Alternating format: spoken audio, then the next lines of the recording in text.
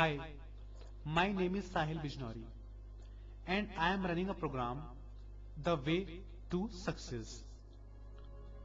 दोस्तों, इस प्रोग्राम की एक खास बात है कि मैं इस प्रोग्राम में कभी जीवन के बड़े बड़े सिद्धांत या प्रिंसिपल्स ऑफ लिविंग डिस्कस नहीं करता हूं।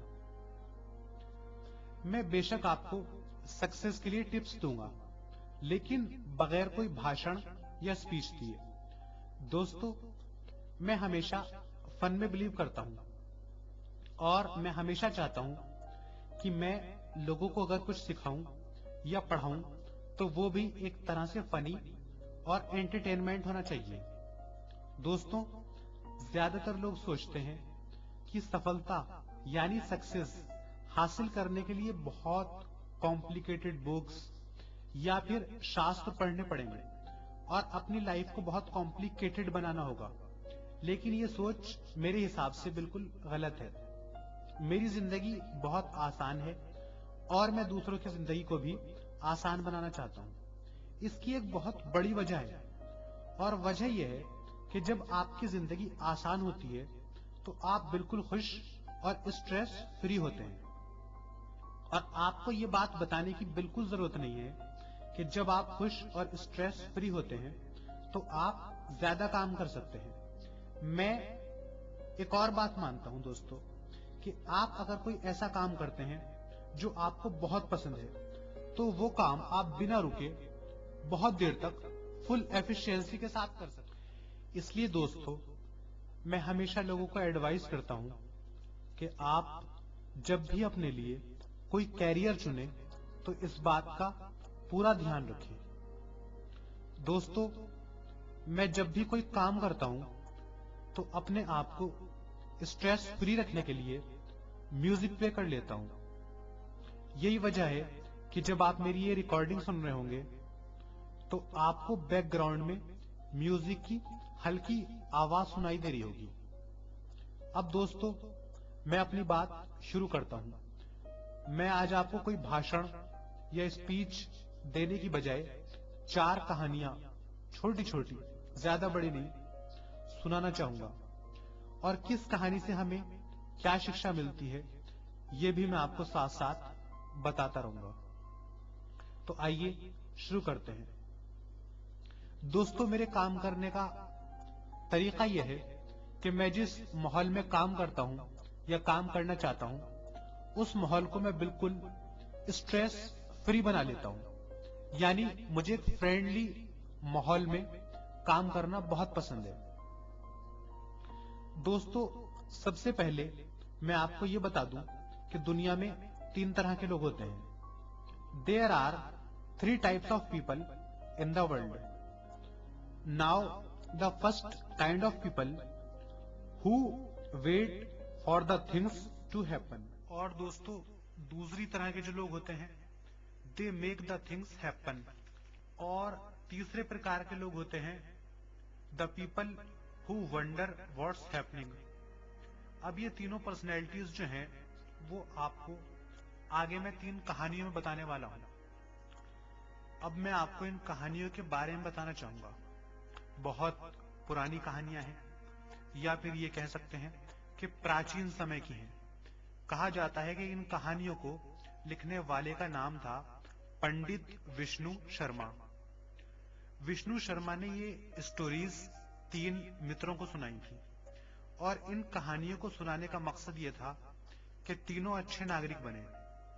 अब मैं आपको उन 3 मित्रों के बारे में बताना चाहूंगा।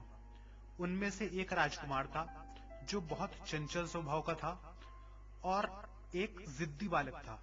दूसरा लड़का जो था वो एक मंत्री का बेटा था। स्वभाव में तो वो सीधा था परंतु मन का थोड़ा चंचल था।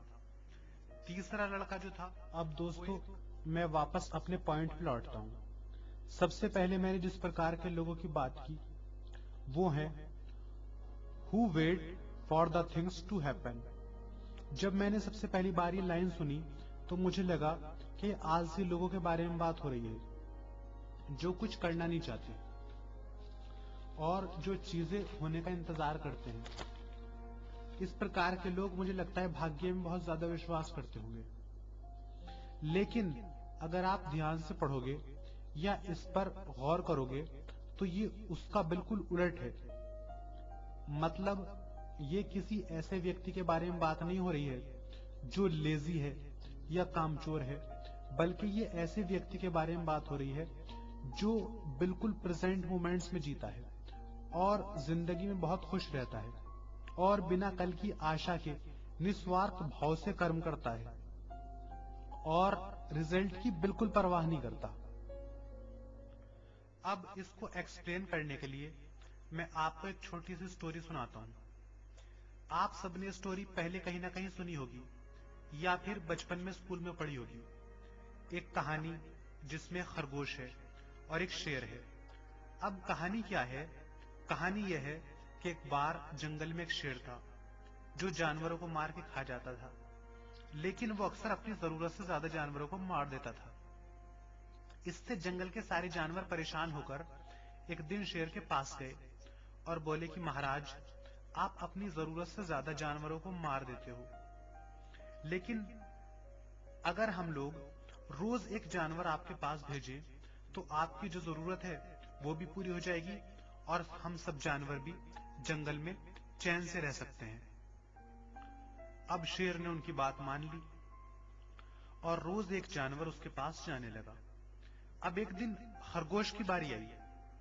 अब कहानी कहती है कि जिस दिन खरगोश की बारी थी, खरगोश सुबह जल्दी उठा और शेर के पास जाने के लिए घर से निकल पड़ा। मौसम बहुत अच्छा था और खरगोश जो था वो मस्ती में था, इसलिए खेलते खेलते लेट हो गया। और दूसरी तरफ शेर भूखा होने की वजह से बहुत ज्यादा गुस्से में था, क्योंकि उसकी भूख बढ़ती जा रही थी, दिन ढलता जा रहा था और किसी जानवर का नामो निशान तक नहीं था। अब जब खरगोश शेर के पास पहुंचा तो शेर का गुस्सा 7वें आसमान पे था और जब उसने एक छोटे से खरगोश को देखा तो बस वो तो बिल्कुल आग बबूला हो गया। दहाड़ कर गुस्से से उसने खरगोश से देर से आने का कारण पूछा तो खरगोश ने कहा, महाराज, मैं तो टाइम पर निकला था, मगर मुझे रास्ते में एक और शेर मिल गया। मैंने उससे बहुत कहा कि मुझे महाराज के पास जाना है, मगर वो नहीं माना। मैं उससे बहुत मुश्किल से चकमा देकर अपनी जान बचा के आया हूं। अब शेर बोला, मेरे जंगल में दूसरा शेर कहां है? मुझे अभी उसके पास लेकर चलो। खरगोश उसे एक कुएं के पास ले गया और कहा, महाराज, वो दूसरा शेर जो है वो इस कुएं के अंदर है। अब शेर ने कुएं में देखा और अपनी परछाई को पानी में देखकर जोर से दहाड़ा। उसे लगा कि कुएं में वाकई दूसरा शेर है। अब कहानी ये कहती है कि शेर ने कुएं में छलांग लगा दी और मर गया। अब क्या लगता है आपको, इस कहानी का क्या मॉरल है? अब मेरी थिंकिंग ये कहती है कि खरगोश इस कहानी में रिप्रेजेंट करता है एक ऐसे स्टेट ऑफ माइंड को जो बिल्कुल शांत है और स्टेबल है, निडर है और बिल्कुल प्रेजेंट मोमेंट में जीने वाला है। कहानी कहती है कि वो खेलने कूदने में व्यस्त हो गया। अब ये मेरी इस बातचीत का एक बहुत इंपॉर्टेंट पॉइंट है। Although he was facing a life threatening situation, फिर भी वो खेलने कूदने में मगन हो गया। ये केवल तभी पॉसिबल है जबकि खरगोश मौत के बारे में सोच ही नहीं रहा था, मस्त था बिल्कुल। और इसका बिल्कुल उल्टा शेर रिप्रेजेंट करता है एक ऐसे स्टेट ऑफ माइंड को जो बिल्कुल अशांत है और अनस्टेबल है, गुस्से में है और गुस्से की वजह से सोचने समझने की जो शक्ति है अपनी, उसको खो देता है।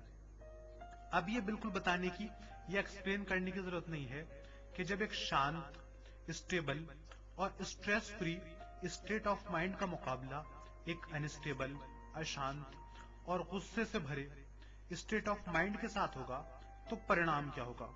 ये कहानी प्रैक्टिकल लाइफ में बहुत मीनिंगफुल है और हमारी कोटेशन से बिल्कुल मैच करती है। यानी the people who wait for things to happen, जो बिल्कुल शांत हैं, स्टेबल हैं और प्रेजेंट मोमेंट में जीते हैं, वो दुनिया में ज्यादा सक्सेसफुल होते हैं। अब कोटेशन की दूसरी लाइन है, the people who make things happen. ये लोग हमेशा प्रेजेंट मोमेंट में नहीं रहते, ये पास्ट के बारे में भी सोचते हैं और फ्यूचर के बारे में भी सोचते हैं। ये लोग पास्ट की मिस्टेक्स को लर्निंग एक्सपीरियंस मानते हैं और फ्यूचर को हमेशा पॉजिटिव वे में देखते हैं। आप इनको कोई भी प्रॉब्लम दोगे तो ये मान के चलते हैं कि प्रॉब्लम है तो इसका सॉल्यूशन भी होगा। अब हमारी रोजमर्रा की जो प्रॉब्लम्स हैं उनमें ये लोग घबराते नहीं हैं। इन प्रॉब्लम्स को फेस करने के लिए इनका स्टेट ऑफ माइंड बिल्कुल स्टेबल होता है। अब इन लोगों के स्टेट ऑफ माइंड को दर्शाने के लिए मैंने जो कहानी ली है वो है थर्स्टी क्रो। आप सबने सुनी होगी, लेकिन मुझे उससे एक छोटा सा निष्कर्ष निकालना है। अब कहानी क्या है? कहानी यह है कि एक प्यासा कौवा था जो बहुत प्यासा था, प्यास से बेहाल था। अब उसे फाइनली पानी मिल जाता है जो एक घड़े में है, जहां तक उसकी चोंच नहीं पहुंच सकती। तो अब वो क्या करता है, आसपास से कंकड़ उठाता है और उस घड़े में डालता है, जिससे पानी का जो लेवल है वो ऊपर आ जाता है और कौवा अपनी प्यास बुझा लेता है। तो इस कहानी का मॉरल क्या है? इस कहानी से क्या निष्कर्ष निकलता है? कहानी का निष्कर्ष या एक प्रोवर्ब हम कह सकते हैं, where there is a will there is a way. आप अपने पास एक नजर दौड़ाओ और ऐसे लोगों को तलाश करो जिनको दुनिया सफल कहती है। आप ऐसे लोगों में एक खूबी ये जरूर पाओगे कि जब वो जीवन की कठिन समस्याओं में घिरे रहते हैं तो टूटते नहीं हैं, बल्कि हालात का सामना करते हैं और मुश्किल हालात से और ज्यादा टफ होकर बाहर निकलते हैं। अब कारण क्या है? कारण सिर्फ एक है कि ऐसे लोग मानसिक तौर पर यानी मेंटली बहुत स्ट्रांग होते हैं। अब जो दोनों कहानियां मैंने आपको सुनाई हैं, दोनों का मॉरल एक है। तो फिर फर्क क्या है? इन दोनों कैटेगरीज में सिर्फ एक फर्क है कि कैटेगरी 2 के जो लोग होते हैं वो छोटी मोटी प्रॉब्लम्स को तो आसानी से फेस कर सकते हैं, लेकिन इनके सामने जब कोई लाइफ थ्रेटनिंग सिचुएशन होगी तो ये स्टेबल नहीं रह पाएंगे। इसलिए ये लोग कैटेगरी 1 की अपेक्षा कम सफल होते हैं। कैटेगरी 1 के लोग दुनिया में सबसे बड़ी सफलताएं अर्जित करते हैं। अब कोटेशन की तीसरी लाइन है, यानी वो लोग हु वंडर व्हाट्स हैपनिंग। ये ऐसे लोग हैं जिन्हें पता ही नहीं है कि दुनिया में हो क्या रहा है, बिल्कुल बेहोश। इनकी state of mind present moment में बिल्कुल नहीं रहती, बल्कि पास्ट और फ्यूचर में ऑसिलेशंस करती है, यानी पास्ट और फ्यूचर के बीच में झूलती रहती है। ये लोग हमेशा दुखी और रोते रहेंगे। अब इनके लिए मैं आपको जो कहानी सुनाऊंगा वो है ग्रेडी डॉग की, सबकी सुनी हुई। अब कहानी क्या है? कहानी यह है कि कुत्ता अपने मुंह में हड्डी लेके एक नदी के ऊपर बने हुए पुल को पार कर रहा है और पानी में अपनी रिफ्लेक्शन देखता है। तो उसके मन में आता है कि जो पानी में कुत्ता है इसकी हड्डी भी मैं छीन लूं। और जब वो भौंकने के लिए अपना मुंह खोलता है तो उसकी हड्डी भी पानी में गिर जाती है। अब दोस्तों, अगर देखा जाए तो ग्रीड जो है ये भी एक इमोशन है, लेकिन निगेटिव इमोशन है। और जैसा कि हमने पहली कहानी में देखा कि निगेटिव इमोशंस जो है वो आदमी की बुद्धि भ्रष्ट कर देती है, यानी सोचने समझने की जो शक्ति है उसको बिल्कुल खत्म कर देती है। तो ऐसा ही इस कहानी में हुआ।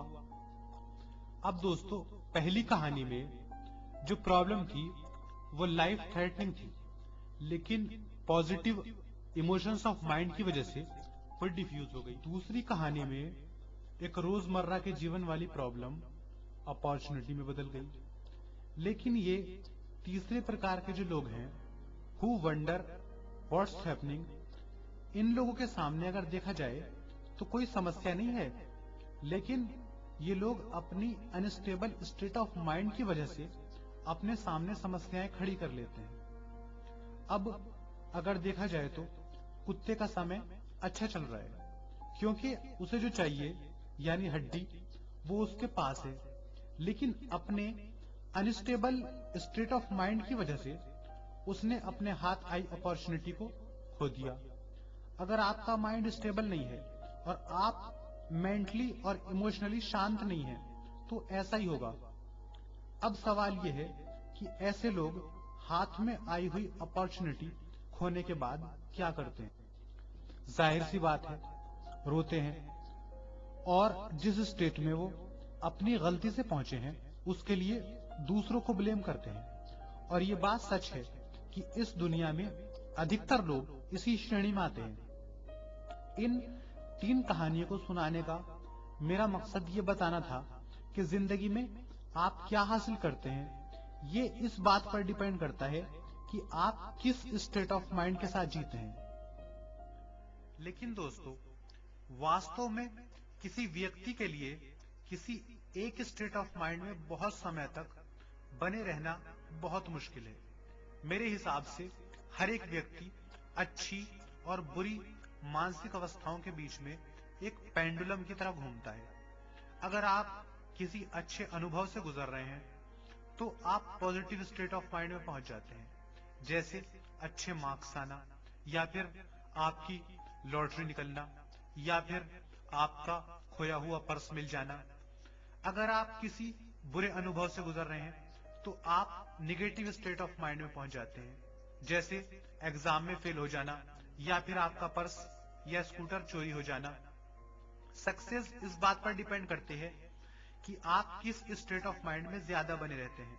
कुछ लोग बुरे अनुभवों में भी पॉजिटिव स्टेट ऑफ माइंड दर्शाते हैं। मेरे हिसाब से ऐसे लोग सफल लोगों की श्रेणी में सबसे ऊपर होते हैं।